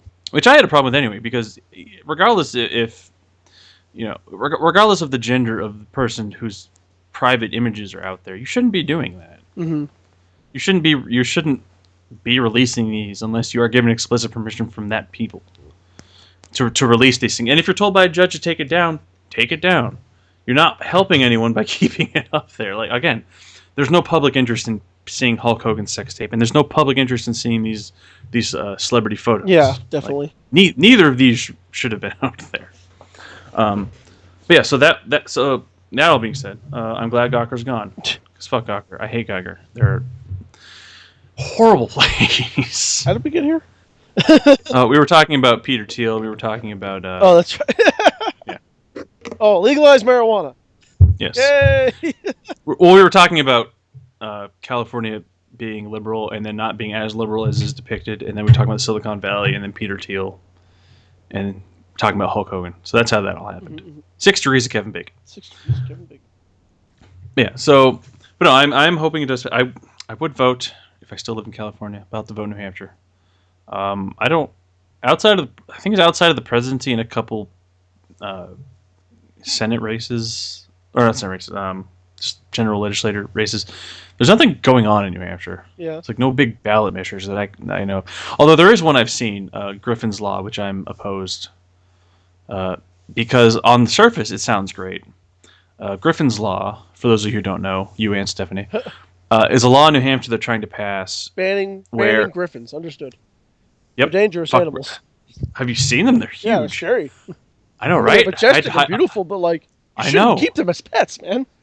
Right, and if you do have one, be sure to fly it away if the law passes, because they're gonna arrest you and find you. It's just not gonna be pretty, and they're gonna have to put your griffin down. Yeah, exactly. And they can't do it clean either. You can only really shoot it, and that's sad. No one wants to take them the way of Old Yeller. No one wants that. But anyway, what actually Griffin's law is, on the surface, it sounds fine. It's a law that's saying that if a woman is murdered and she's pregnant, the murderer is charged with murdering 2 people instead of 1. And on the surface, that sounds fine. However, if you look into it, it's a very slippery slope toward trying to change abortion laws, in the sense that by categorizing a fetus as being murdered in that situation, you're essentially classifying it as a human, which science says it's not, by the way. Well, science is a liar, Kenny. And scientists are just scam artists trying to make money. Yep. Every scientist is rich. I am holding a snowball. Yes. How can there be global warming? Yes. I mean, every scientist is Bill Nye, right? They're getting paid off by China. Mm-hmm. It's all a hoax. Because the Chinese want to stop any kind of entrepreneurship and any kind of increase of industry. Yeah. For some reason. I don't know why. I haven't really investigated, but that's what Donald Trump says, and he sounds reasonable. But it's a slippery slope to say that a fetus is human, which can dig into abortion laws, because part of the argument of abortion laws is that fetuses aren't humans. So I have issue with that, mostly because they're not being honest with what they're actually trying to do. So, and I'm pretty sure, now correct me if I'm wrong here, but if you do murder someone and they are pregnant, I'm pretty sure your sentence is going to be increased purely because of the fact that you killed a pregnant person. Yeah. I feel like the judge sentencing you is going to take that into account. Yeah. That's the only ballot measure that I can think of that I would have any kind of opinion on, or really that's even come out into the public eye. I don't really think of anything else that's going on. So I know on the surface that probably sounds terrible to me, but I'm still going to vote against Griffin's Law. Yeah. Because I don't like the slippery slope that it's attempting to move us onto. Yeah. So, yeah, as much as they keep talking about how important this state is for the election, there's not like much going on politically outside of the usual political nonsense with Democrats and Republicans vying for congressional seats in the presidency. Yeah. So I don't know. I don't know if it's just because it's a small state, but nothing seems to happen much here politically, despite all the importance they talk about it having. It has. Yeah.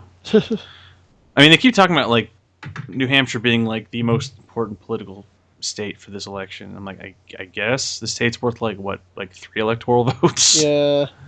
It's really not worth much. Yeah. And it's in a very blue area.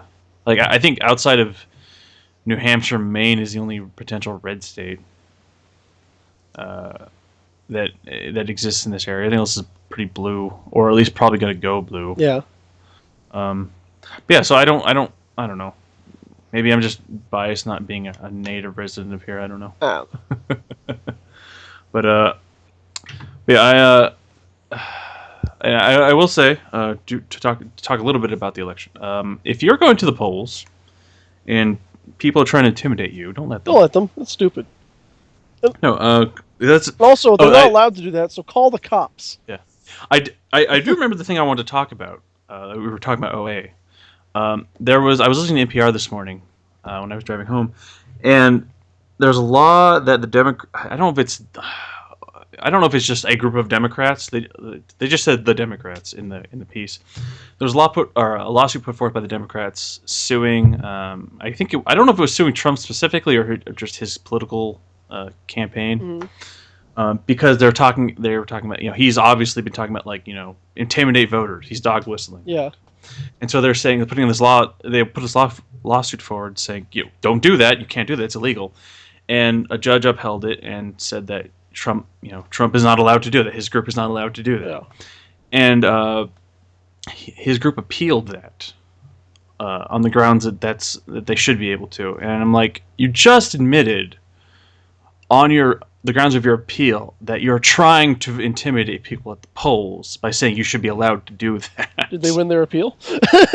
I think they just appealed it. So as far as I know, it's still going on. But like, I don't know if the person reporting this read it wrong or what. Yeah. But they outright said like, though they're trying to appeal, saying they should be allowed to do that. And I'm like, really? Like, you're not even trying to be subtle anymore? Is it because it's that close to the election that subtlety is out the window at this point? They want to protect their voices that we've been stifling for so long. That's true. I mean, I do. When I'm driving down South Willow Street, I am seeing these billboards. I did see one that said Asians. I think Asians for Trump. I believe it was Asians for Trump. Interesting. Well, I guess he hasn't really attacked them yet, so. Well, give it time. Yeah. But then it said something in, I believe it was Japanese. But I'm wondering if like they made that billboard as a joke and it said something in Japanese like "fuck Trump" or something like that. It's possible. I would laugh so hard if it did. And then I also saw one that says "Women for Trump," which it's one of these electronic billboards, so it changes every like 15 seconds. There's one for "Women for Trump," and there's another one that says like "Take America Back." I'm like, from who? Who has taken the country from you? Time. Like, are you not allowed to live here anymore? Like, is that what's happened? Father Time came by and said, "Not mine now." Yeah. Like, so I see that billboard all the time, and I cannot figure out who they're referring to. Yeah, Pepperidge Farm remembers. I know who they're referring to. Some folk weren't allowed to go in certain places, certain restaurants.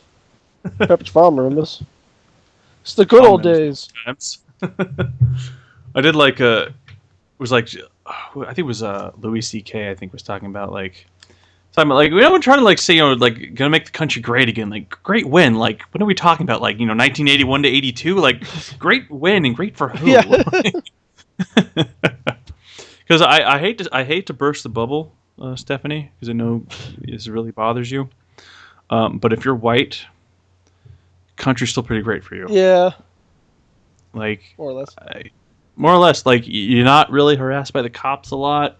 Yeah, that's all true. I've never been bothered. Really followed around. Yeah, I mean, I've been. Well, remember that time we got pulled over? Yeah, there was a period of time. We got pulled over a bunch back then. Well, there was one particular period of time in 3 days I got pulled over twice. Yeah.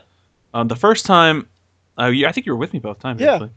Actually. I got pulled over first time, and they didn't say why, and they initially said, "Oh, your license plate light was out," which it wasn't. Yeah. I'm like, okay. And then I got pulled over like 2 days later, and a cop pulled me over, and he gets out and shines his light in my face. Yeah, he shines his light in our eyes, and he said, "Have a good," basically said, "Have a good night," and took off. Like he asked my license, I gave it to him, and I'm sitting there thinking, like, I hope I'm handing this to you. I can't see anything. Yeah. And then he called it in, and he did the usual stuff they do when they pull someone over, and then he's like, "All right, you guys have a good night," and he gave me my stuff back, and I'm like, why was I pulled over? Yeah. No one told me anything. And I talked to our friend Mike, and he said most likely the situation was there was a stolen car in the area that matched mine, which is possible. I hadn't heard anything, but again, I'm not listening to the police scanner. I don't know. So it's entirely possible. I can't really think of what else they would have pulled me over for because there's nothing wrong with the car outside of the physical damage to it. I've been pulled over once, and that was because my brake light in my old Pontiac, not the brake lights themselves, like the two ones and the real ones, but the one that's like in the window. Oh, that one wasn't coming on. Oh, well, that's a problem. And then I went home, and sure enough, it wasn't really coming on, so I hit it, and then it came on again. Got that percussive maintenance. That's just how I do shit. That was the only time I've ever been pulled over. It works. To be honest with you, I've been pulled over, I want to say 6 times in total. 2 of them, those were those 2 times. Yeah. There was one time I got pulled over by my mom's house when she lived in Benicia. Fun fact, she used to live in Benicia. There's this down the street. There was this weird light set up where it was almost like a 5-way intersection because there was a road on the left, and then the road I was on, and then the one in front of me, and then there was 2 different streets on the right. So because of this setup, they had 2 stoplights, and the way it worked is if you're going to stop, you had to stop at the first one. However, when I was going through it, it was still yellow on the first one, so I was trying to go through that. And by the time I got to the second one, it had turned red. But I was already like in the process of like going between them, so I'm like, I can't stop in the intersection. Yeah. So I just kept going, and I got pulled over for that because the cop's like, "Well, you got to stop over there." I'm like, "I'm sorry, I didn't know." And then he asked my license, registration, and insurance, and I realized that I had left my insurance at my mom's house because I had just gotten the new copy of it, and I had forgotten to bring it with me for some reason. Yeah. So I'm sitting there like, I don't have my insurance on me, but I live like 3 blocks from here. If you want to come with me to my house, I can show it to you. Yeah. And he's like, "No, that's fine. I'll just call it in. If everything's fine, you can go." Get out of here, Oh, thank God. Get out of here, you idiot. Like, I didn't know what else to do because like I have insurance. I can't prove it right now. If I get pulled over, I have Esurance, so I have to hope my app has like service because they don't give you a paper app, like a paper insurance form. So like I have to be like, yeah, it's Esurance, damn it. So it's like, hang on. You can't like email you anything you can print out. I can print it out, but I don't have printer. But like, yeah, I have to go. Hang on, good. I have a signal. Let me load up the app. Oh, just 1 minute, sir. Basically, this is in a dead area. Can we like go like maybe like a mile down the road? It's like, I swear to God, I have it. It's right here. What's my password? Fuck. I think my favorite getting pulled over story was I was driving back to New Hampshire. I think it was my final semester at Chester. I think so. And originally, it was when I think it was when Hurricane Sandy was actually coming through, so it would have been my last semester. Sandy, oh, you came and you wrecked all our shit up, and you blew us away. Oh, Sandy. Man, we are going to hell. Yeah, that was pretty. Help us, beep beep. That was not nice. It was pretty nice, just not. That's fine. It's fine. It's over with. It only happened in New Jersey. Whatever. No one cares. Oh, good news! I can get my insurance card without having a signal or any service. Oh, nice. It's just there. It's just there with the app because I was curious. I went to airplane mode, and yep, sure enough. Well, dang, you get pulled over anywhere now. You're fine. Yeah, I'll be okay. Whew. But I was driving back to campus, and I was going to leave. I think it was actually on my birthday. Mm-hmm. But then we got an email saying, because of the storm, we're going to push it back a day. Because I was leaving on, I think, Tuesday. I was going to get there Sunday. I was going to open that Monday. So, like, okay, we're pushing it back a day. So I'm like, okay, well, I'll leave the next day. No, that day was actually my birthday. I left on my birthday. And I remember this because I was driving, and so I'm in Utah at this point. So I've been driving for like 12 hours, 13, 14 hours, something like that. So I just pretty much just passed into Utah from Nevada. And I'm checking my email because I want to make sure the school is going to close another day. Because, like, I don't know what to do. I'm in Utah. I guess I'll sleep in my car for the night if that happens. Yeah. And apparently, which is my fault, I admit full responsibility, I was swerving a bit. Mm-hmm. My bad. I shouldn't have been checking my phone, but it was important. So should have pulled over first, Kenny. I was on the freeway, so pulling over wasn't necessarily an option. But I should have found an exit. Should have done that, Kenny. I should have. But apparently, what happened was marijuana never legal in Utah. Might be legal in Utah before here. Oh, the Mormons control Utah. They're not. It took the Mormons up to 1976 to realize black people were fine. You think they're going to legalize weed? No, they realized black people were people. that was what they agreed. They were no longer. They begrudgingly admit that black people are people. They had to finally admit that they didn't have black skin because of the mark of evil. Yeah. Still have the magic underwear. Weird. But I guess what had happened was someone had called the police because I was swerving a bit too much for them. So eventually I get pulled over, and I think this worked out for me because while driving I looked very, very disheveled. Like my hair was a mess. I just didn't look like I gave a shit. And it was my birthday, so I gave the cop my stuff, and he's like, "Why are you swerving?" And I'm like, I didn't think that the answer saying, "Oh, I'm checking my email to make sure my school's gonna stay open," was a good enough answer. So I'm like, "Oh, I dropped my phone, so I was trying to pick it up, so I didn't get in the way of my driving, so I didn't kick it around." He's like, "You're doing it for 30 miles." I'm like, okay, shit, all right." So I gave him my stuff, and he ran it. I think because I looked so bad, it was my birthday. He let me off with a warning. I'm like, I really should have gotten a ticket for that one, but I didn't. So I've been pulled over a fair amount of times, but thankfully no tickets. No ticket. Haven't been beaten up yet. So yeah, this whole tangent away from voter intimidation. Yeah, so if you're going to vote, which I suggest you do, because it's your right as a citizen to vote. Mostly because, for the love of God, we can't get Trump in the White House. Yeah, if you're being intimidated by anyone at the polls, don't let them do that. Punch them in the gut. That's what I would do. Commit violence upon them. Oh, God. Uprising. No, I kid, of course. No, if they're trying to intimidate you, don't let them do that shit. Call them out on their bullshit. Do you think that's where we want to leave the folks today? I think so. I think the important message that you should take from our widely, just wild amounts of topics that we've talked about today, the message you should take from this show: punch dudes in the throat. Punch dudes in the throat. No. You should go out and vote on Tuesday. As much as I will begrudge you and hate you for voting for Trump, if you really think he is the best candidate, vote for Trump. However, if you have a soul and are a human being of any sort, you won't vote for Trump. But again, if you do, that's your choice. Vote for your conscience, as I say. Mm-hmm. But regardless, go out and vote. If you are a Trump supporter, remember, vote November 28th. Mm-hmm. If you're not, remember the actual voting date. I don't know if you. Side note: I don't know if you ever saw that of Trump telling his supporters to vote. Yeah. He said to vote on November 28th. Yeah. I don't know what he was thinking. No. That's what I'm saying. No, that's what I'm saying. If you're a Trump supporter, yes, vote November 28th. The right thing. Do what he told you to do. Also, and if you're seeing this around, which I don't expect anyone to fall for, there's a hoax going around saying that to vote, you can text your vote for Clinton. No, you can't actually text your vote for anybody, guys. I don't think anyone's actually falling for it. But if for some reason you see that and you think, oh, hey, I don't have to actually go. No. You actually have to go vote. You can't just text your vote. I don't even know what what number you're texting, who that goes to when you text that. So don't do that. So tune in for our next episode. I'm going to see Doctor Strange tomorrow. Yes, that is. We didn't get to that. Also tune in for obviously an election result. Blah blah blah. Yes. But also Doctor Strange spoiler-free review, you guys. Yeah. See, and I like that because either we're going to have a great time and you're going to talk about Doctor Strange, or we're going to need a real pick-me-up and we're going to talk about Doctor Strange.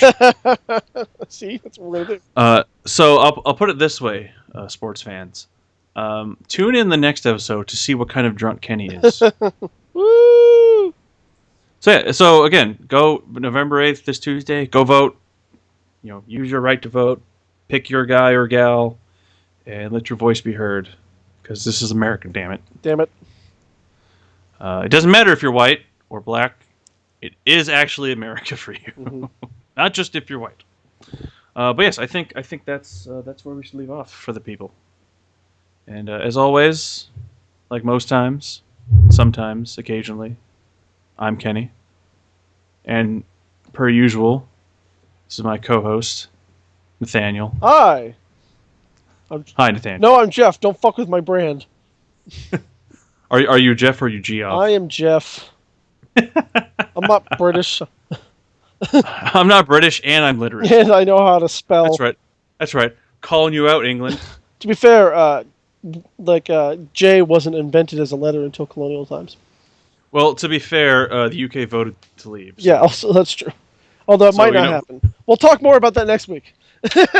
Well, we'll talk about that, especially if the show is still going on in March, because that's when it's supposed to happen. That's when it's all going down. So I think next time we should give a Brexit update. Sounds good. If there is one. But yes, as always, please subscribe. Let us know what you think of the show. If there's anything you would like us to talk about for our quirky perspective on, please leave it in the comments. We'll take a look at it. And I haven't said this before, I don't believe, but once you're done, you should mosey on over to our very, very under construction Facebook page. Oh, wow. Yeah, I forgot we had one of those. Yeah. I keep meaning to do stuff with it, but I'm not 100% sure what to do with it yet. We also have a Twitter page. We do. We also have a Twitter. I do put that link in the description. But if you don't see it, we are at A Better Podcast, as you would expect, because we're a better podcast. Oddly enough, it wasn't taken. Not surprised, or am I? I don't know. I don't know if I'm surprised anymore. I don't think it matters. Nah, not really. But yes, please subscribe, like us, follow us on Twitter, like our Facebook page, and again, leave us a comment, tell us what's up. and what you think we should do better, and if you want us to talk about anything. Thank you again for tuning in. Yes. And hope to see you next time on a better podcast. Back next week, Steph. Finger gun. Hey.